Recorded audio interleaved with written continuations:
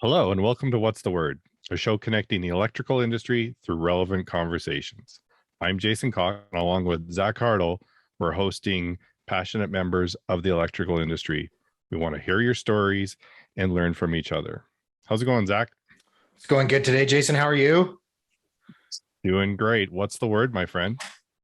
Today, I'm pretty thrilled. We're joined by Chelsea Dyck. She's a Red Seal electrician with a diverse career from resi to industrial, commercial, now doing some service with an HVAC company and actually starting her Hvac Apprenticeship. Cool upbringing as an apprentice and a cool story to how she got here. Now she's an advocate for young women to join the trade as a career path. So welcome, Chelsea. We're really glad to have you here. Hi, thank you for having me. How we start every episode is we just want to hear a little bit about how you got to where you are now. Tell us about yourself and your background. Let's start with that. Well, so my original plan when I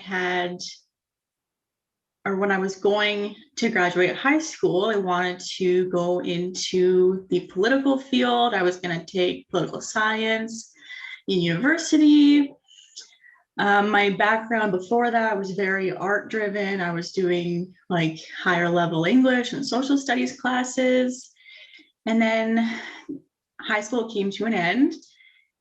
And I realized that maybe I wasn't 100% sure that I wanted to go to university for what I had chosen. Then I realized, well, why don't I take a year off of school and I'll kind of figure out what I want to do. Then once I made that decision, I said, well, I obviously need a job.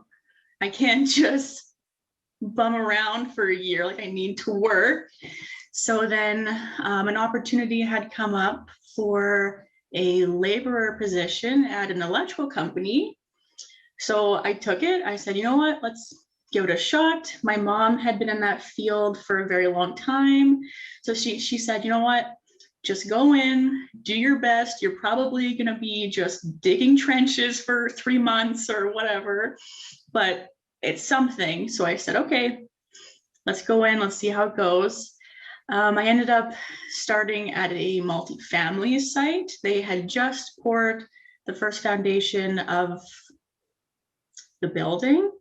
And I did what my mom told me to do. I worked my butt off.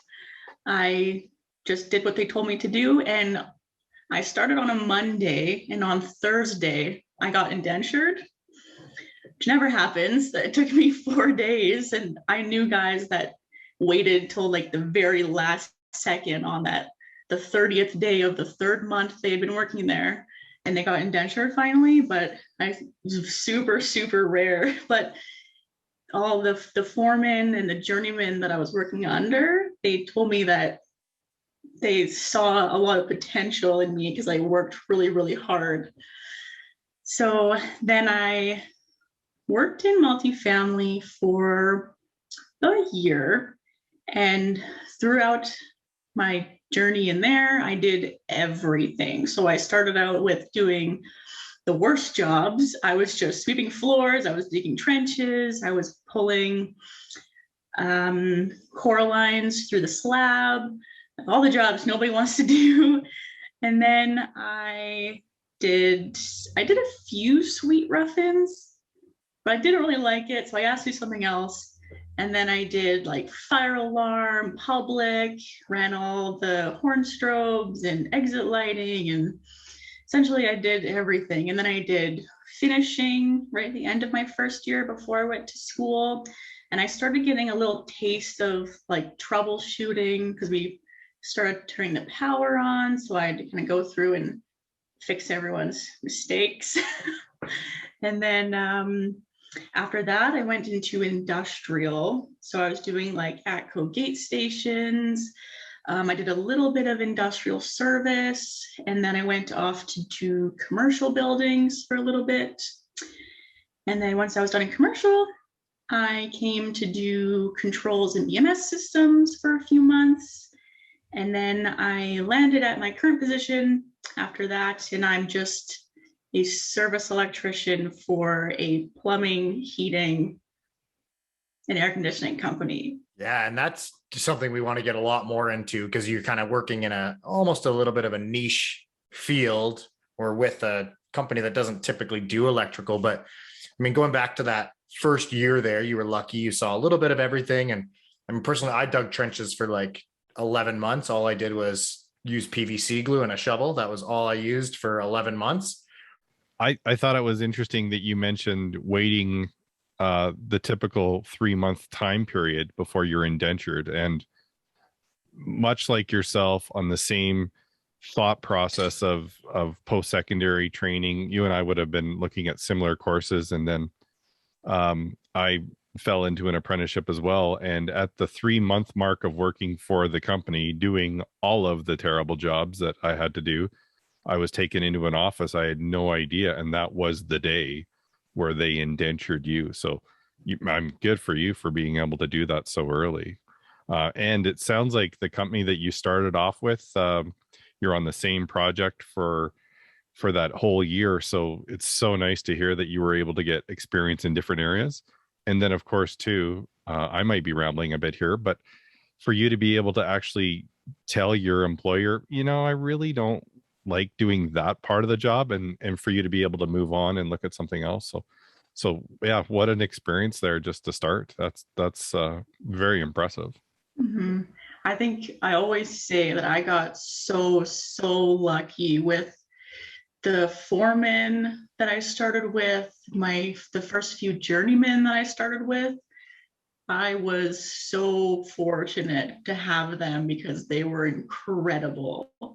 I've heard a lot of stories of like young apprentices starting and girls starting in the trades, and they got treated horribly. So I got very lucky.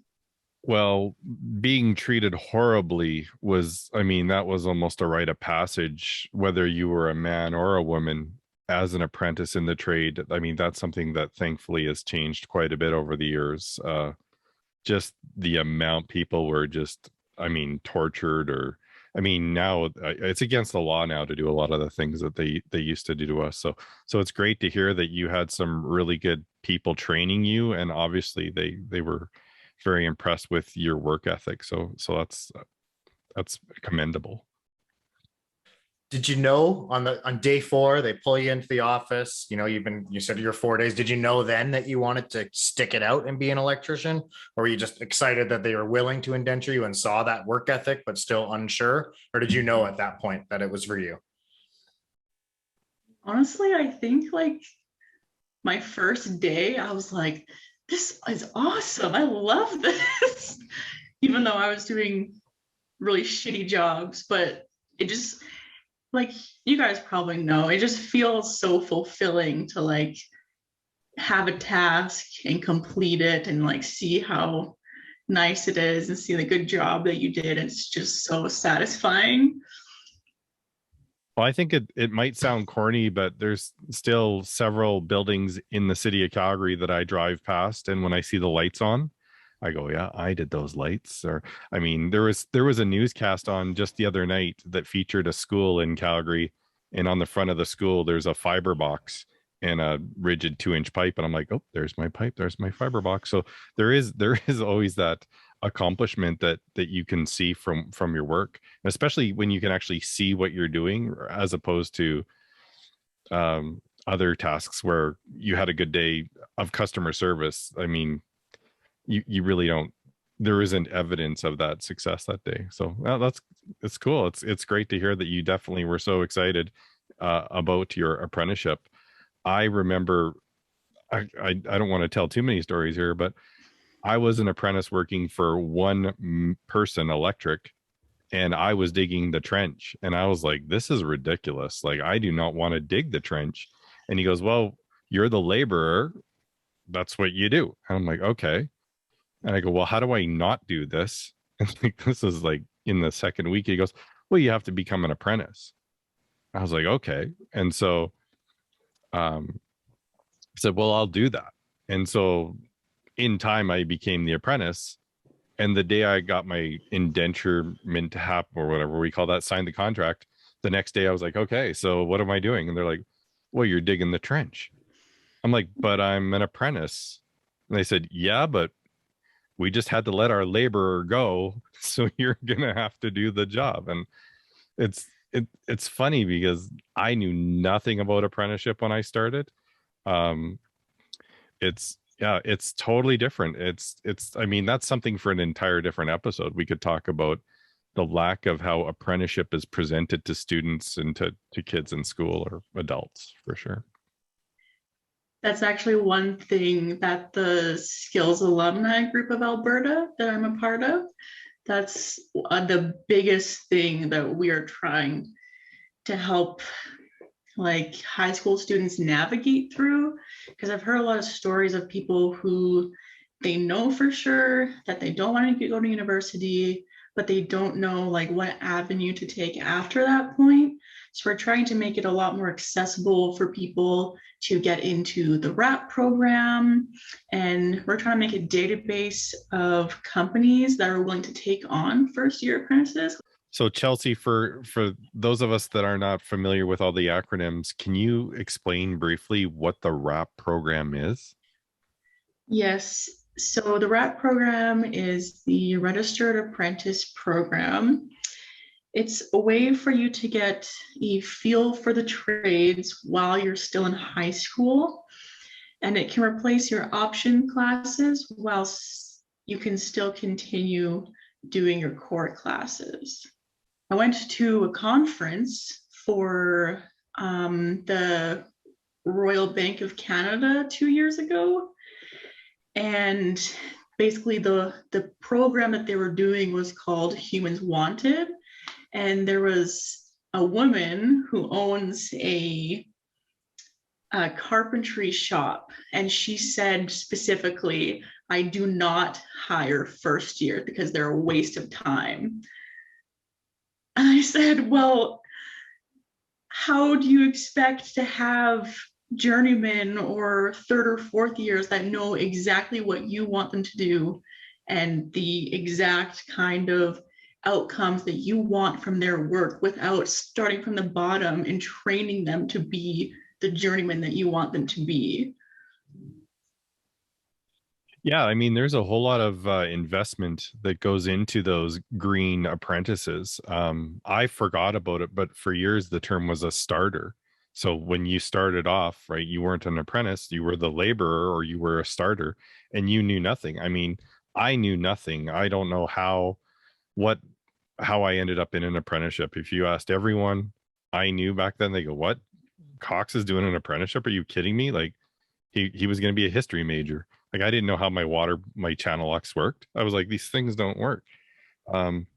Yeah, I mean, we need to broadcast trades as a viable option for people.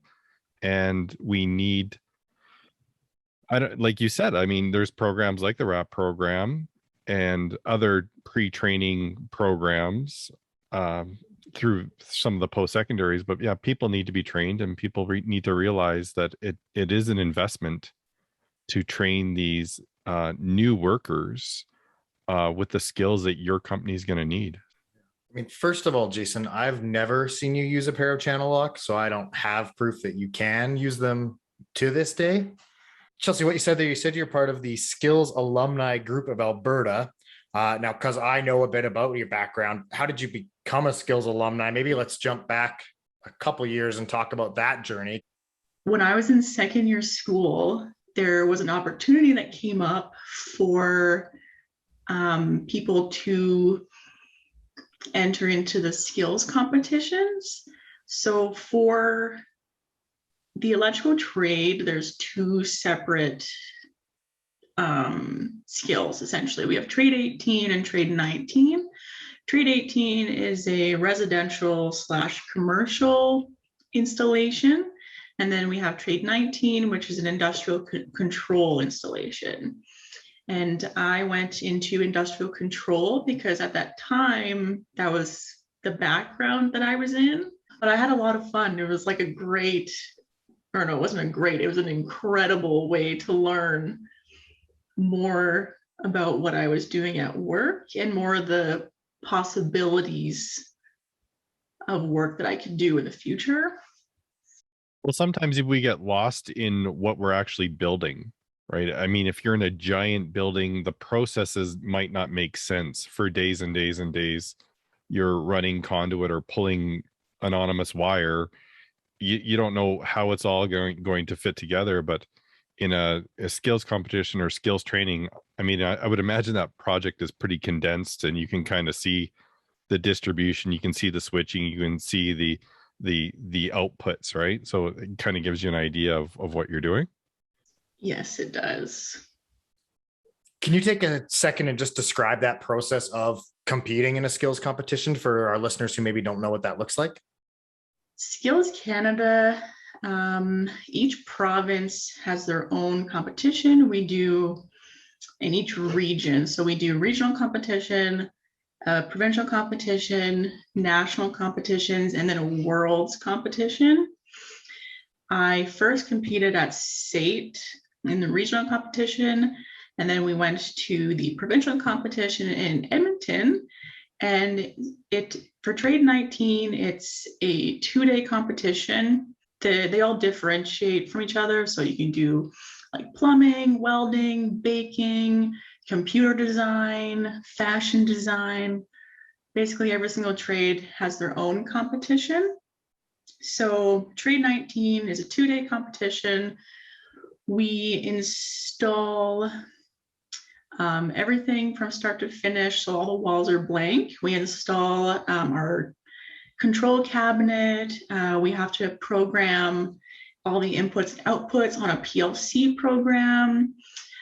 And then we have to verify and test everything. And it's about 6 hours per day. So you get 12 hours essentially. And it is very difficult to finish the 2 days. I don't think I've ever heard of anyone actually finishing Trade 19 in the 2 days. It's very difficult. And then, yeah, if you win at provincials, then you can go to nationals. And then if you win there, you get to go to worlds, which is pretty cool. Skills is like an international group, and they compete all over the world. It's pretty awesome. It's kind of like the Olympics for trades, I guess you could say. And the craziest thing to me is that Skills is only like 17 years old till 21 years old. So you're getting all of these brand new apprentices who are just starting out in the trade, and they barely know anything essentially. And they're so smart and they're so skilled. It's going to these competitions is insane because there's thousands of kids there. And the junior highs and high schools even come on field trips there just to watch everyone compete. And it's an incredible feeling when you see like a bunch of junior high kids come down and they're like cheering you on, and it's just awesome. Yeah. And also, like, as you said, you were about a second year when you were doing this. What an experience. I mean, to get to train, I know you probably spent some time training before the competition to even learn all that's involved in a automated control process in order to, wire up all the inputs and outputs. And then, like you say, even programming the PLC is something that's unfortunately almost unheard of for a second year electrician. Even most journeymen don't get the opportunity to actually program a PLC. So what a cool opportunity. And you mentioned that the look on the kids' faces walking around, and I guess that's probably what kept you involved with the Skills Alumni group of Alberta. You say that's kind of your mission there, is to keep that involvement going past that competition. Yeah, so after I competed, I kept in touch with the people that organized Skills Alberta, and it was a really awesome feeling to be involved in the Girls Exploring Trades and Technology Conference. It was really cool. They get like 1 or 2 representatives from each trade, and they have a huge group of, I think, grade 9 to grade 12 girls. And they come down and this is all happening during the Skills Alberta events. So we get to hang out with these girls, we get to have lunch with them, they can come talk to us and ask us about our career paths and what we do for work. And it's really cool because when I was there was 3 of us at the electrical table. So there was myself, and at that time I was doing service electrical. And then we had another girl she's the maintenance supervisor for a big oil company up north. And then we had another girl who's an electrical engineer. And so it was really cool to see people from different backgrounds. And even like there was welders there's people that do like deep pressure welding. There was a girl that did like deep water, like ocean welding, which I thought was really cool. And then we get to take these girls around and like show them like, this is trade 19, this is trade 18, this is what they're doing, this is what their outcome is supposed to look like. And it was really cool kind of opening up the conversation, saying like, you don't need to go to university to have a good, fun, fulfilling, high-paying job. Yeah, I've said this 1,000 times outside of the podcast, but yeah, we really need to have society start to open those doors and broadcast career plans for people other than university. There's tons of things that you can do out there. And I mean, the best thing about trades too is you're not going to have that hourly job for the rest of your life where you're just a laborer, right? An apprenticeship, you're obviously building up your credential, you're coming out with a certification at the end. You can always use that wherever you're at. I've been in the trade for 25 years. I've never even heard of girls exploring trades and technology. So it's great. Good for you for being an advocate for that. And then obviously with the alumni from Skills too. Have these 2 programs helped you with your career kind of to where you are today? I would say they haven't necessarily helped me with my electrical career, but they've definitely helped me with my personal development and how I kind of view my job. Because like there's days where I go to work and I don't feel like I'm making a difference or I'm actually helping people. But then it kind of gives me a purpose to be like, okay, well, I had this really awesome entry into the electrical trade and I want to kind of like lend a hand and be like, look, it doesn't have to be shitty. Like if you need help entering the trade, or it doesn't have to be electrical, you can get into any trade. But if you need help or guidance, or you just have questions, you can ask me, because I'll be totally honest and I'll tell you what it's like. To hear that conversation come from a newer journeyman, female journeyman, versus this crusty old electrician. I mean, you're going to open doors there too. You've got an energy to you. It's quite infectious. So, Chelsea, we talked about this just before the show, and I thought your answer was great, and I want you to share it with everyone. So, do you prefer the term journeyman or journey person? I like to be called a journeyman because essentially I worked my ass off my entire apprenticeship and I'm going to have the same title as everybody else. And that's a perfect answer. I mean, you started in the trade so young, and I know you've worked very hard, and your story shows itself that you've worked very hard. Starting so young, and now you're a journeyman, and we'll get into it again. You're starting even a second journeyman ticket. Did you face a lot of struggles along the way? I don't think so. Like, obviously stuff's hard and people don't treat you that great all the time. But when you weigh like the bad things that happened and the good things, the good is always so much better. Like I had a guy just walk up to me out of the blue and just straight up just said, "I don't respect you." And I was like 18 years old and I was like, what? I don't even know you. What are you doing? So yeah, that was interesting. But at least, again, I was pretty lucky because one of my I had a 4th-year electrician working with me at the time, and he like stood up for me and he was like, no, you don't say that kind of shit to her. Like, yeah. So, and it was one of the guys that just started on our electrical crew as well. But he obviously didn't last very long because he had a piss poor attitude. So it's funny. I've seen that before in the trade where certain people just flip a switch when they get their certification, they become a journeyman. So I don't think it's as common anymore, but it was like, you're just an apprentice and we're the journeyman. And I'm like, listen, dude, like this has been my apprentice for 4 years. Like, I'm glad you just got your ticket, but like show some like we're humans here. Let's treat each other like humans. oh, exactly. And it's like, for me, the day that I got my journeyman ticket in the mail was when I started my HVAC apprenticeship. So going from the top back down to the bottom again, like obviously I've done a lot of HVAC like troubleshooting and maintenance, and I've replaced like hundreds of rooftop units and make repairs and air conditioners and all that stuff. So I do have a good understanding of most stuff, but I'm not quite at the position yet where I can kind of say that I'm really good at doing HVAC and refrigeration. Well, HVAC, I mean, correct me if I'm wrong here, but you're doing a ton of troubleshooting.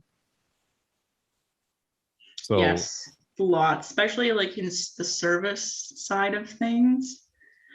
It's all troubleshooting all the time. So essentially, yeah, I just run around with my meter all day, just look at stuff.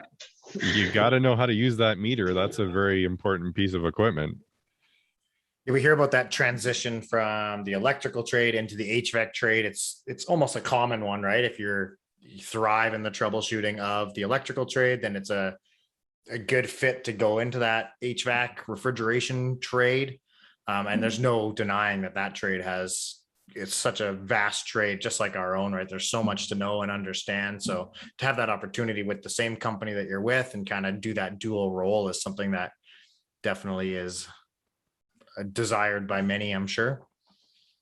Yeah, it is so beneficial having 2 tickets, because so when you get, let's say, for example, for me, I got my electrical journeyman ticket, then I'm going to go into HVAC and refrigeration. And if I can get my gas A ticket or my gas B ticket, then technically I can go and do anything involving like gas, heating, air conditioning, electrical, refrigeration, or anything. And instead of having to send an electrician, a gas tech, an HVAC refrigeration technician, they could just send one person, which is a lot more cost effective and it's better for time management, I think.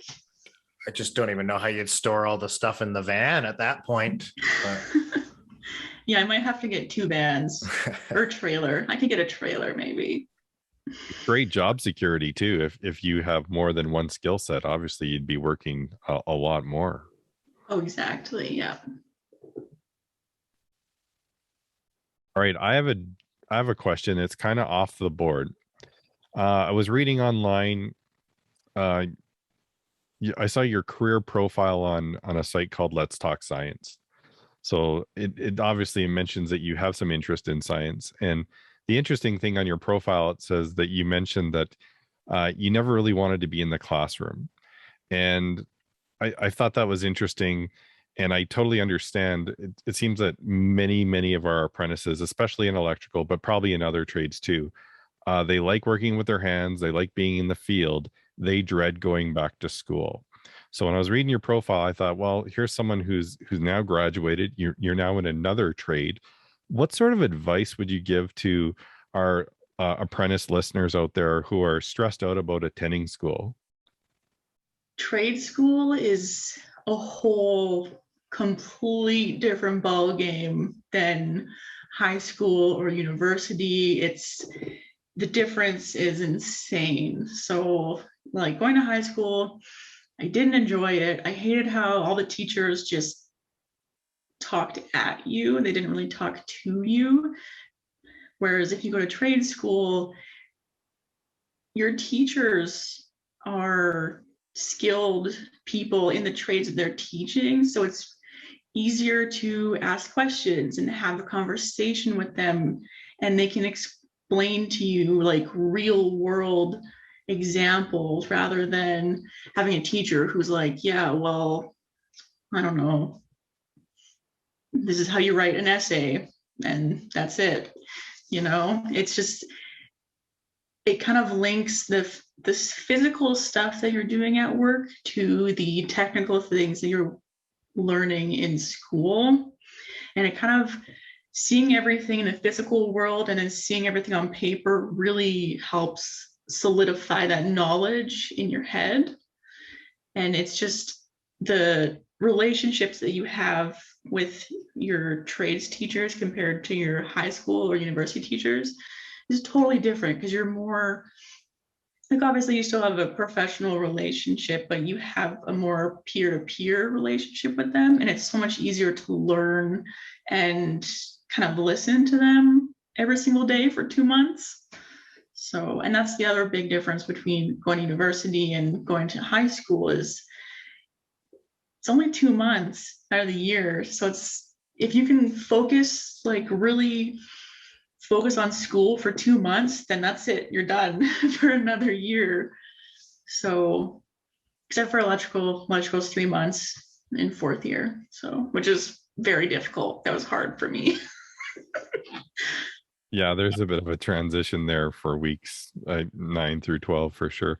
I mean, I think you're correct. I think that there is that, when you're talking to your instructors at SAIT, NAIT, wherever you're going, those people were in your shoes too. So you have that link, and you can compare and use examples from industry. And then of course too, you also have a whole bunch of people in your class that are in the exact same boat you are. And when I went to school, we worked extensively together. My cohort of students, when I went to school, we didn't have thousands of electrician apprentices. There was only a few classes each year. So we would know all each other, and we would work collaboratively to get through stuff, even if those instructors weren't as nice and friendly as you portray them. Yeah, I find like, even being at school, like generally most people really want to be there. Like, this is the career path that they have chosen. They really enjoy it, and they're super passionate about learning about the electrical trade. I mean, obviously some people aren't super passionate, but I ran into a lot of people that really, really wanted to be there, and it was beneficial for everybody else in that class, because if you have someone who's really, really good at industrial installations and someone who's really good at commercial, and then another who's good at residential, if you don't have a very diverse skill set, at least there's people there that can help you with a real world example for something. Like, there's the industrial guys have probably never like wired up just a normal light switch in your house, or like put in just normal lights. So there's things that the people who are more like well-rounded in the residential side, they could help them out. Because I know first year you have to do that house project where you have to, draw where all the light switches and the plugs and stuff go. So if you've never physically done that before, it might be a little difficult for you. I know that there's quite a few apprentices, and they actually find their next employer while they're in school. Earlier in the show today, you explained that you have worked in different areas of the trade. How did you decide to move from the residential to the other areas? I've only worked at 2 different companies. The first company I worked for had a division for everything pretty much. So that's kind of how I got all the experience that I did. I started out doing one thing, and then either my foreman was like, hey, we have this opportunity in the other division, do you want to go? Or I said, hey, I know that these people are getting some more work, can I maybe go over there for a few months? So it wasn't like I was going to different companies every year or whatever. It was just different divisions in the same company.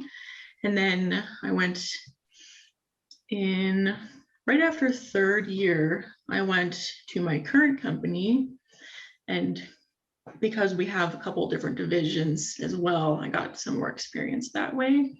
But it was honestly, I just had to ask. I just had to say, look, I've done everything in this area of the trade. I need something new. I think that's one of the coolest parts of the electrical trade is it's such a big trade. I mean, you say you've done everything. We all know here that you haven't done everything, right? No, Even light switches, there's a new one every week, it seems, but there is that opportunity to grow and to change. And what you said there is you just have to ask. And that's what we hear from so many apprentices. Oh, well, I've just been putting in lights for 3 years. Have you asked to do something different, or have you explored the opportunity to go somewhere else? And I understand how hard that can be during a little bit of an economic downturn and everything like that. But that's a great piece of advice. And that's, advice I always give to people is ask questions, ask to do something else, ask to be moved into a different area. So the fact that your company had the different divisions is huge. But I mean, there comes a point that maybe sometimes, especially during your early apprenticeship, it's time to jump around and see if you can find a different employer to get that experience. Yes. Even when I started doing service electrical, I didn't really, I had a little bit of a service background. I didn't have a ton, but I knew I had a good understanding of troubleshooting. And one thing that really helped me develop my skills more quickly was I had people from the plumbing and the HVAC side calling me and asking me questions. And if I knew it, I would tell them exactly what the problem was, or where they could the avenue they should take to find the solution. But if I didn't know, I just said, you know what, I don't know, but maybe I can call someone, or I can look it up. I can do some research and I can find the answer for you. And that was so beneficial to me in my learning, because if no one had asked me those questions, I wouldn't have had a reason to go and look it up myself and figure it out, essentially. Yeah, and then now, I'm the only electrician at my company, so it's kind of my responsibility to field all of these questions from everyone and have a solution, because there's nobody else that can help. So. Different question here for you right off the bat, kind of timely. You're working for an HVAC company, so heating, venting, air conditioning, that's HVAC, correct? Yeah. What has COVID meant to you and to your HVAC company? So all throughout the pandemic, we didn't stop at all. There was no option. There was no ability for us to just close our doors and say, no, we can't help anyone, because we were just coming out of heating season. It was just the end of March. So heating season is ending. We're going straight into cooling season. We didn't really have an option to close down at all, because floods happen, people's power goes out, and you need ventilation in buildings. You need to have your makeup air running so you can pull fresh outside air into your building and make sure you have enough oxygen. And so COVID didn't really affect us very much, but it just affected the processes of how we did our jobs. Have you been called upon yet for different changes to filtering and different sorts of sanitary air cleaning with your company? Mm-hmm. There's a few buildings that we have in Calgary that wanted the HEPA filters put in. So we added them in. The only issue with that is they're a lot more expensive. So a lot of people said, you know what, let's put HEPA filters in. That'll help kind of get rid of a little bit of the germs. It doesn't 100% really do anything, but it definitely helps. So there was a few people, but then a lot of people couldn't afford it. So it wasn't really an option for them. How about the UV lighting? I mean, we talked about it a little bit on it with our guest last week, but just about the advances in the UV germ killing lighting that they can now install in your ventilation system. Have you seen much of that going in? We haven't seen a huge like uptick in that. There's a lot of houses, like if you have kids with asthma or you have lots of pets, or like let's say your elderly parents live with you and they are prone to getting sick, it's definitely a good idea to put them in, but I haven't seen a lot of people install them because of COVID specifically. So, but it's definitely a good idea. Like a lot of restaurants, like they'll have a huge border around their kitchen, all their exits and whatnot. They'll have those UV lights to just help contain the germs and stuff. I mean, on an off note, yeah, the guy last week was saying that they're like some of the bigger commercial scale stuff just isn't CSA approved yet, but it's huge in like Chicago and stuff. They're kind of down in the States. So I think you'll probably see it coming a lot, like on larger scale commercial jobs as well. So like a lot of it comes down to cost. Like there's a lot of condo companies, like condo rental companies, that it's not really in their annual budget to get more expensive HEPA filters and UV lights, and condo fees are already very high in the city. It's something that we've noticed being in all of these buildings. So it's hard to justify increasing them even more. The fact that you're getting into your second ticket now is something that's so cool, how you're still so passionate about the trades and you're kind of expanding your journey in the trades. I know you're spending a lot of time and putting in a lot of effort, both on your own time too, into getting young people into the trade and showing them how good of a career opportunity it is. Maybe we can just talk a little bit about Girls Exploring Trades and Technology and the Skills Alumni Group of Alberta, which we touched on briefly before, but what are you doing with those groups and what's the impact that you're seeing? For the Girls Exploring Trades and Technology conference, I've been seeing a lot more girls like considering the trades as an avenue that they can take.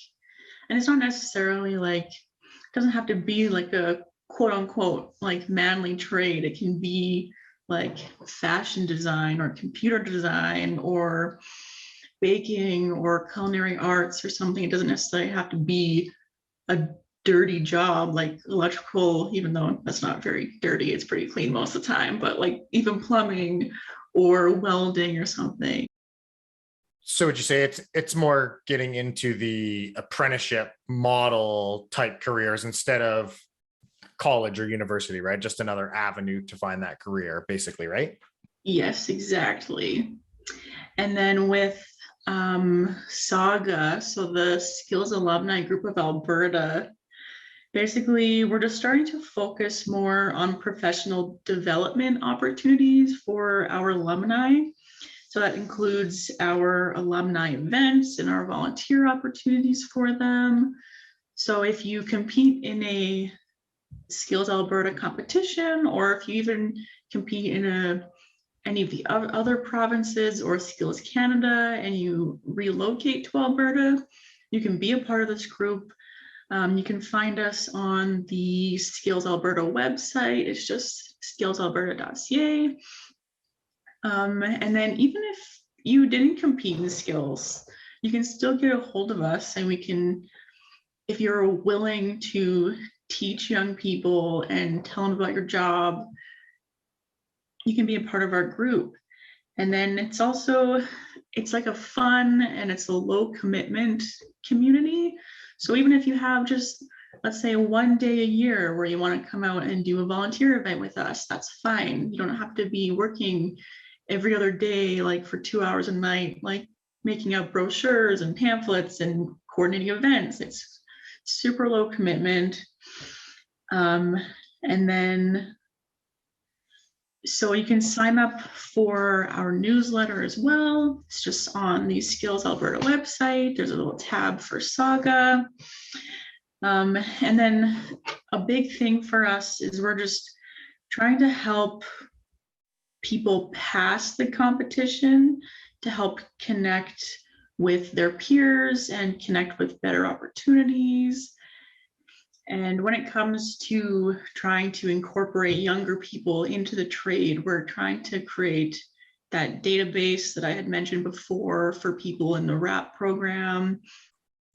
Thanks so much for coming on today, Chelsea, just to talk about your journey through the trade and about the opportunities, and tell us about the work you've been doing to get people, young people, especially, you know, boys and girls, interested in the trade. I think that's something that we all know is a hot topic right now, about presenting the trade as an effective alternative as a career path. I mean, Jason and I have made something of it, and you've made something of it. And the more stories we can get about how it can be such a good place to have a career and then raise a family and make enough money, it's something we'll never stop talking about on this show.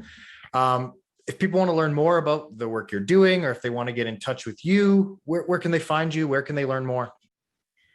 If you want to learn more about the skills competitions, skills Alberta competitions, the Girls Exploring Trades and Technologies, Skills Exploration Days, and the Skills Alumni Group of Alberta, you can go to skillsalberta.com.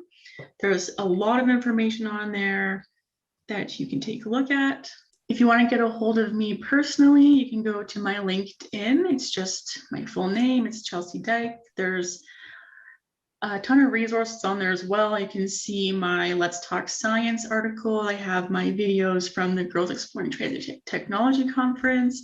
And then if you have any questions, you can always send me a message, and I'm totally willing to help you if you have any questions about getting into the trades or finding different options for yourself. Awesome. Well, that's great. Yeah. Thank you very much. Yeah, thank you. Thank you. Thanks to all our listeners for joining us today on What's the Word. We're coming to you every second Monday with a new episode exploring our great trade. Please like, subscribe, listen to the show, share it with a friend. You can reach out to us on Facebook or Instagram if you want to get a hold of us and share your ideas for future episodes. We're really glad you joined us this week, and we're looking forward to the future shows. Keep yourself safe out there, and if you can, someone else too. Very good. Oh, it's not bad, eh? That was really good.